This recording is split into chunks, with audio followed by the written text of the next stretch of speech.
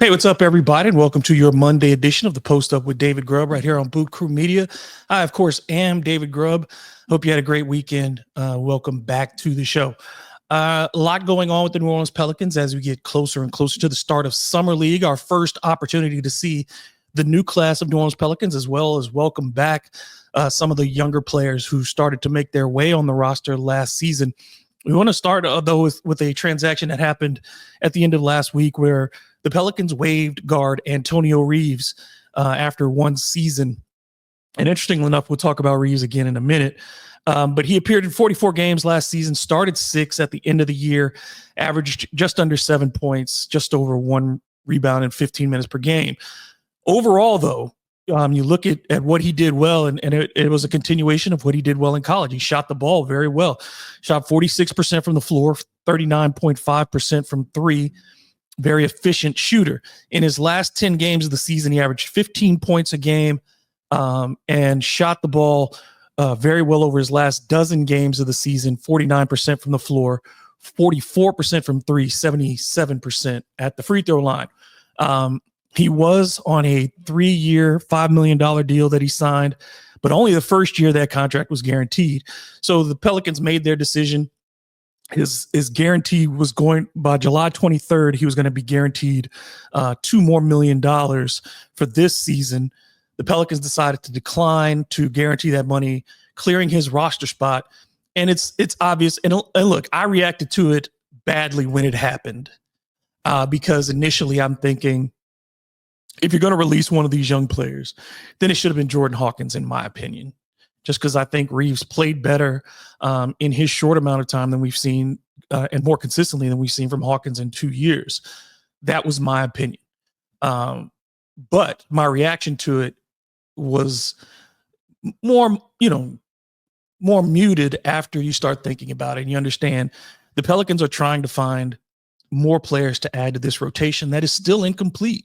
It still is lacking in some size, and it's still lacking in some guys who can defend consistently. So Pelicans certainly add some cap room to give them some leeway to make more moves, whether that's in free agency or via trade. And that's primarily what this does with Reeves in freeing up the money and that roster spot. Fans were surprised. I was surprised. I think fans generally believe that Antonio Reeves needed more time and that he could be a contributing part to the rotation. Look, I mean, yeah, he's a second-round pick. The Pelicans didn't invest much in him, and it's not something to cry about. It's not something to pick up the pitchforks and head down to Airline Highway and discuss with management. But certainly, this was a strategic decision, a financial decision, rather than a decision related to Antonio Reeves' on-court productivity. I think with his abilities, whether it's shooting, his ability to score in bunches, and his size, that there are teams, if the Pelicans and him do not reconnect, then I think that there will be teams that invest in Antonio Reeves and see him as a potential scoring threat off the bench for their team, certainly going forward. Let's look ahead. The other signing for the Pelicans, and they made a couple, but we talked about one of these last week as well, is they signed Trey Alexander along with announcing the signing of Hunter Dickinson, who we talked about last week. So now the Pelicans have filled all their two-way roles. All their two-way contracts are done because you have Dickinson, you have Trey Alexander, and you have Lester Quinones, who was on the roster last season, and we saw a little bit at the end of the year. Alexander's 22 years old, spent last season on a two-way deal with the Denver Nuggets, played in 24 games for the Nuggets, but didn't do much in that time, didn't see a lot of on-court action, averaging just 1.3 points in under 5 minutes per game. But in the G League, he was a star. He was a star in the G League. Playing for the Grand Rapids Gold, he averaged 25.8 points, 5.7 rebounds, 5.6 assists, 1.6 steals, and was named G League Rookie of the Year. His efficiency was very high across the games that he played in the G League, shooting 46% from the floor, just under 40% from three, and 82% at the free throw line. He gives the Pelicans some more flexibility in the backcourt. And he's a bigger small guard, if that makes sense. Not 6'6", but a guy with strength at 6'4", great wingspan, 6'10" wingspan at that guard position, able to play in passing lanes and as an effective defender.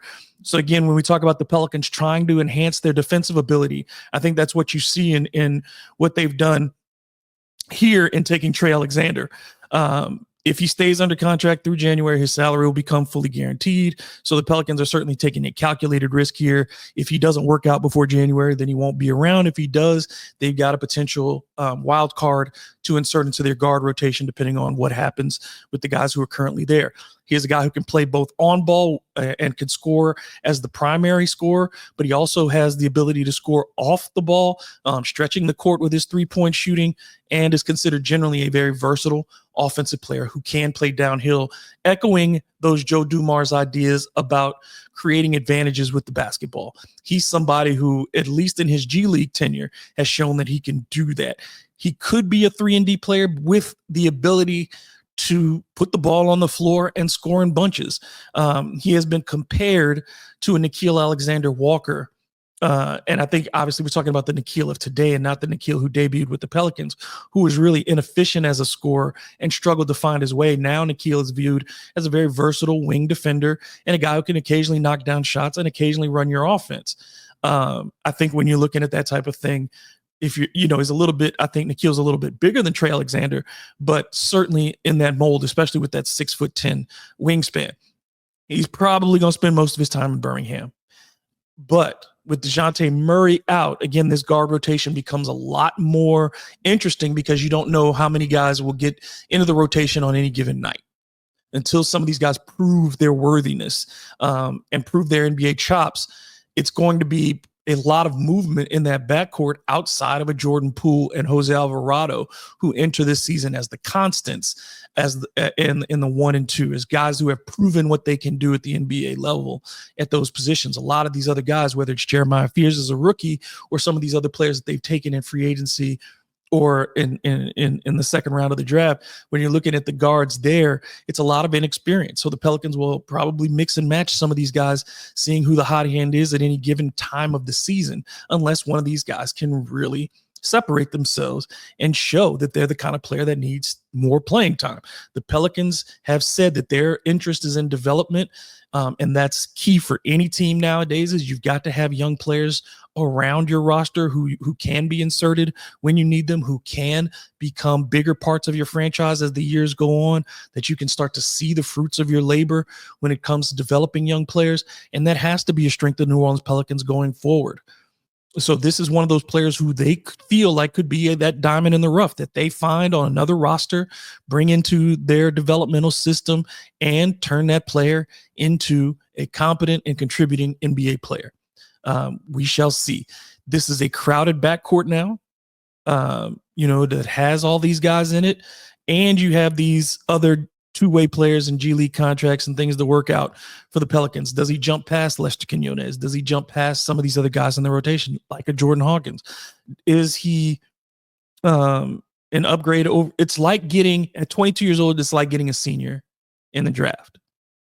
So you're getting a player whose upside may not be as high, but his floor may be a little higher, certainly than guys you take at 18 and 19 years old. You think that he's more aware and more confident in his overall game. So I think what you get out of Trey Alexander, if you're the New Orleans Pelicans, is you get a polished player in some regards, not a fully finished player. No one is at 22, but a more polished player.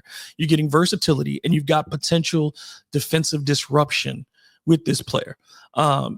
He's not certainly going to be somebody that people are focused on at this stage, but someone to watch during Summer League and see if that scoring translates. He is on that roster, and he's, a low risk, high potential reward player for the New Orleans Pelicans. And ultimately he could pay big dividends for Joe Dumars and Troy Weaver down the road, but we shall see. As we move into Summer League now, and the Pelicans have just wrapped up, this weekend they started their summer league practices under assistant coach Corey Brewer, who will be the head coach during summer league. So as this team gets prepared for Vegas, what are we kind of looking at? Well, from Corey Brewer's perspective, he was happy with the first practices, but particularly noted the performances of Jeremiah Fears and Derek Queen. When talking about Jeremiah Fears, you got what you expected. Jeremiah's fast. He gets up and down the court really fast. He's going to be a good player. I think that was the impression about Jeremiah Fears when he came into this draft, that he was going to be one of the quickest players with the ball in his hands. He was going to be able to attack in the open court, and in the half court, he could get downhill. So that's something that you already expected out of him, but it's good to see Corey Brewer noticing those things early on. As far as Derek Queen, again, the emphasis on things that you expected him to do well. For Derek Queen, he can really play. I love both of those guys. He praised Derek Queen's ability to make plays with the basketball in his hands, his ability to pass and find other people. So when you see these guys and who both reacted to it very well, for Jeremiah Fears being excited about getting his opportunity now, both of these guys and Derek Queen saying the thing that wanting to, again, to prove that he's one of the best players in his class, if not the best. He wants to go out and start showing that. Again, I would tell those players individually, and it's fine for their public statements, but I hope that behind the scenes, and I expect that Corey Brewer is telling them this, is don't worry about proving anybody right or proving anybody wrong in year one. Figure out who you are as a basketball player. Find those things that you do really well and focus on those during the regular season and continue to build your skill sets in practice and in the offseason. But in the games, do what you do well. And in the summer league, focus on doing what you do well, because that's what's going to save you early on. Trying to expand your game and do things that you may struggle with, that you have to think about rather than just react to, that makes it a lot harder when you're playing against NBA level competition compared to college players. So you want to see these guys rely on the things they do well. If you're Derek Queen, don't try to expand your game in summer league. Dominate on that low post, face up and get to the bucket, draw fouls, do those things. If you're Jeremiah Fears, push the tempo when you have the basketball, get downhill, run pick and roll. When the shot is open, take it, be fearless. Even if you don't make your shots, take good shots, be aggressive while you're on the court. I think those are the things that you want to see out of Fears and Queen more than anybody else, because as we go through the summer league roster in just a second, you'll see there are a lot of guys with not a ton of experience, but who have gotten on the court in NBA games in some cases and who are looking to assert themselves, if not for the New Orleans Pelicans as an organization, but for another team that could be interested in their talents. So if you're one of these rookies, you've got to assert yourself. And if you want to, especially a Jeremiah Fears who wants to be the leader of this team, who's been slated as the point guard of the future, you have to start assuming that control now. From these guys who are your relative peers, you need to be the voice. You need to be the extension of Corey Brewer on that court on a consistent basis starting in this summer league. So we look at this group. You've got this year's draft picks and Jeremiah Fears, Derek Queen, and Micah Peavy. You've got the three two-way players and Trey Alexander, Hunter Dickinson, and Lester Quinones. You have guys that you already know like Keon Brooks, Yves Missi coming back for his second season in Summer League, which I think people might be a little bit surprised to see him. We'll see how many of these 5 games that he does play, but I think it is good for Yves Missi to be back for his second stint. I think I would have preferred, and we get to this roster, to see Jordan Hawkins come back for a third year to continue to show that he's progressing. Maybe the Pelicans told Jordan Hawkins not to participate this year, but if the choice had been his, I would expect, and I would want, if I'm the New Orleans Pelicans, if the choice had been his, for him to accept it, for him to go back down there with something to prove, because frankly, he does have something to prove in year 3. He does not have the option guaranteed picked up by the Pelicans. So he could be a free agent at the end of this season. He could be traded during this season. He could be traded before this season. So I think if you're Jordan Hawkins, you would have wanted to get down there and prove something. If not, okay, we'll see what happens there.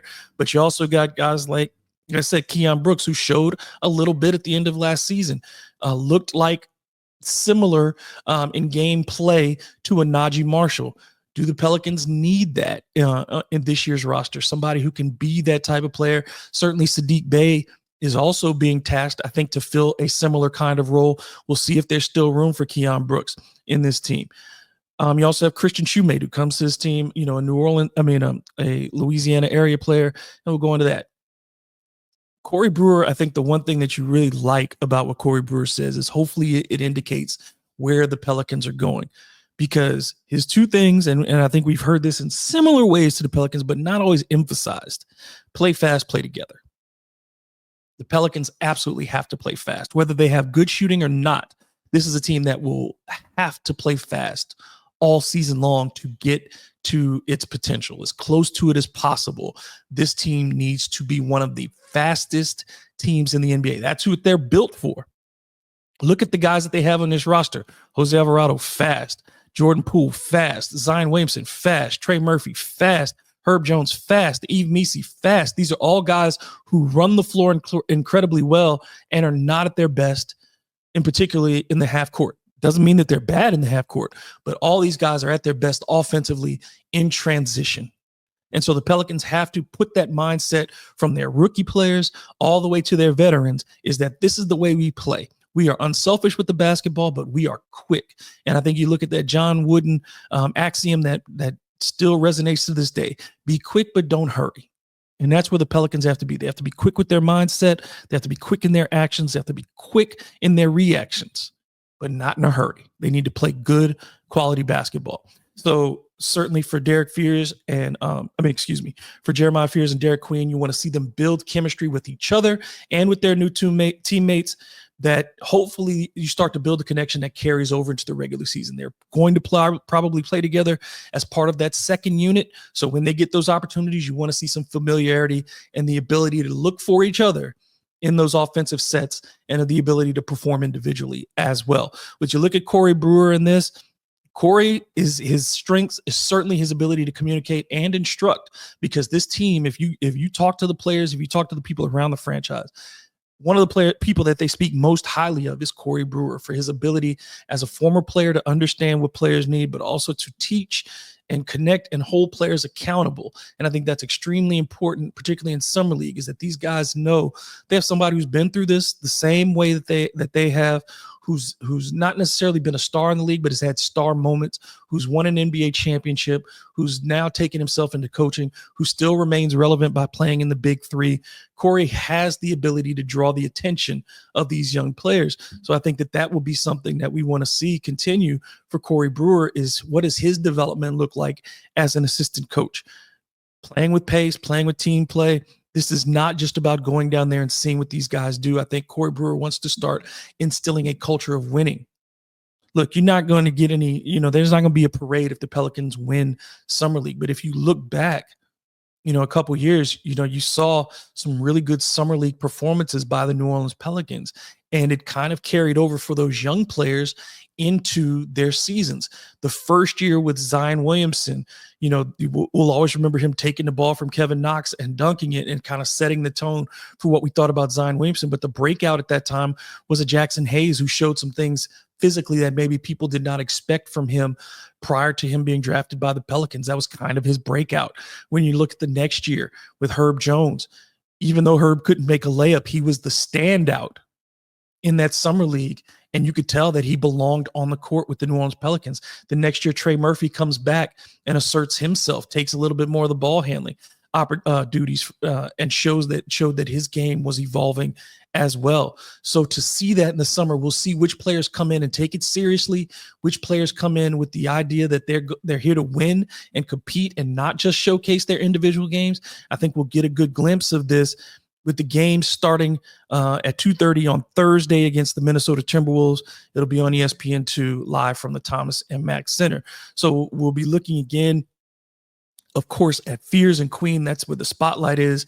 But we go through the rest of the roster. We talk about Trey Alexander, who just signed. Titan Anderson, we mentioned him, a 6'6" swingman out of Northern Iowa. Will Baker from LSU, a 6'11" center. Keon Brooks, who we already know about. Hunter Dickinson, Jeremiah Fears, AJ Hoggard. We talked about him. The guard out of Vanderbilt.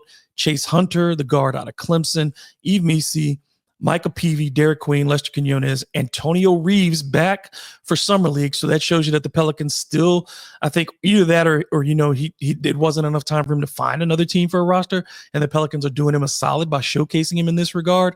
But we'll see what this means for Antonio Reeves in his career with the Pelicans. Christian Shoemate again from McNeese State, and a guy who stayed around from the worst, maybe McNeese State team in history, and ended up taking that team to the NCAA tournament along with Will Wade, obviously, as he became the head coach. And then finally, another Trey Townsend, a 6'6" forward out of Arizona. So there's your roster for Summer League. And again, games start on Thursday. and we'll see what the Pelicans have. And I'm certain that there'll be a lot of coverage of that right here on Boot Crew Media, guys, talking about those games, talking about the development of those players. Before we go, we've talked a little bit about Herb Jones, but the important thing is that, despite this offseason chatter, it looks like Herb Jones is going to stay with the Pelicans for the foreseeable future. Jake Fisher, NBA insider, said during a live stream for Bleacher Report that he's not expecting a Herb Jones trade, that he has one of the best contracts in the league, and that's something we've talked about, and that New Orleans understands this, and it's going to take a good price in order to get him. Other outlets have echoed that sentiment coming out of New Orleans. We know he has 2 years left on his contract, the original 4-year deal worth $54 million. The salaries this year just under $14 million, next year just under $15 million. Elite defensive player at a bargain price. Herb is also vital to the Pelicans' success in a number of ways.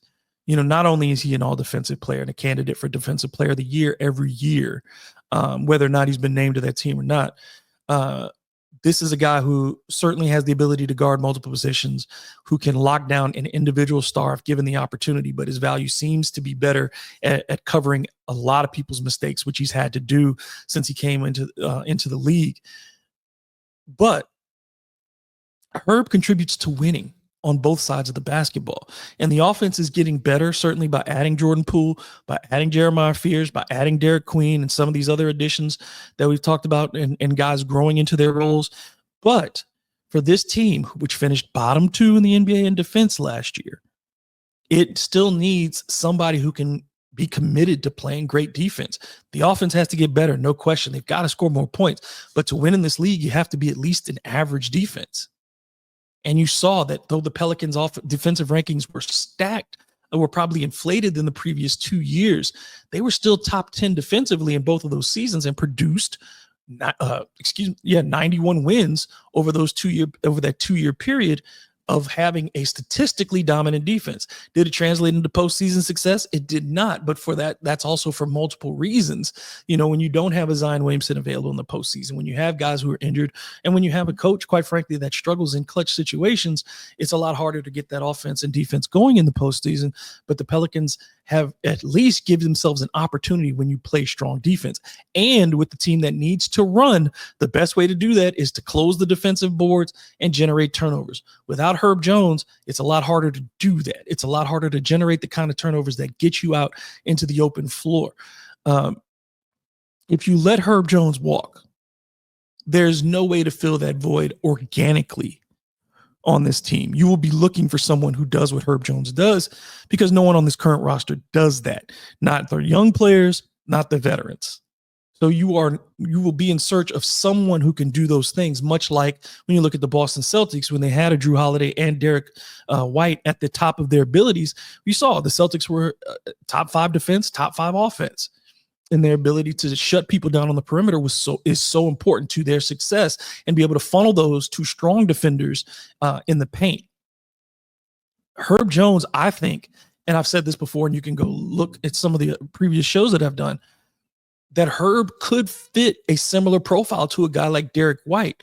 Not the ball handling responsibilities that Derek White has, but as a perimeter scorer and defender. He and Derek White have essentially similar statistics in their first 4 seasons. What happened for Derek White was opportunity. He got more and he developed his game. The same can happen for Herb Jones. The question is, and I think the worst thing to happen for Herb was when he got hurt. If Herb Jones had been healthy last year and produced similar numbers to what he did the previous season, we wouldn't even be talking about this, because he'd still be considered one of the best value contracts in the league, which is already the case, but coming off of another superstar defender type season, showing his versatility. If that were the case, either Herb would be a much bigger trade target, or his position with the Pelicans would already be secure. A potential extension for Herb, as we've talked about, is starting at around $21 million, I would expect. If that's the case, the question does become, in the long term, is Herb Jones an affordable option still for the Pelicans? I think that will be determined ultimately by how well they do this year on the court. If you are not winning, if you're not making the playoffs, then no, Herb Jones is an unaffordable luxury. You've got to get your core together before you can afford a piece like Herb Jones if you don't win this season. If you do, you are more likely to see this team pay the luxury tax. And if they do that, keeping Herb Jones would likely be a priority. For now, no one is untouchable, but it seems like Herb is safe. The Pelicans will continue to be open for business. Joe Dumars and Troy Weaver will be looking to make this team better, but there certainly seems in the short term to be a commitment to protect the core assets, and that feels like the core right now, the 4-player core, because these are the more experienced guys: Jordan Poole, Trey Murphy, Herb Jones, Zion Williamson. Everybody else is up for grabs, I think, immediately, besides Fears and Queen, who are the future cornerstones, by the design of the roster right now. So if you're looking at those core 4 guys, this is their last chance to produce as a group. For Jordan Poole, it's his only chance to produce as a group, because remember, he only has 2 years left, counting this upcoming season, on his deal. So all these guys have decisions that need to be made relatively quickly, and the thing that's going to make this decision for the front office is how well they perform on the court this season. All right, Herb Jones stays. No messing with the defensive glue for the time being. The Pelicans need their balance.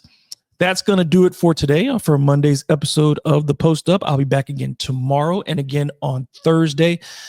So I hope you'll join me. Make sure you like, make sure you subscribe, make sure you share, and hit the notification bell as well, so you don't miss anything that we've got going on Boot Crew Media.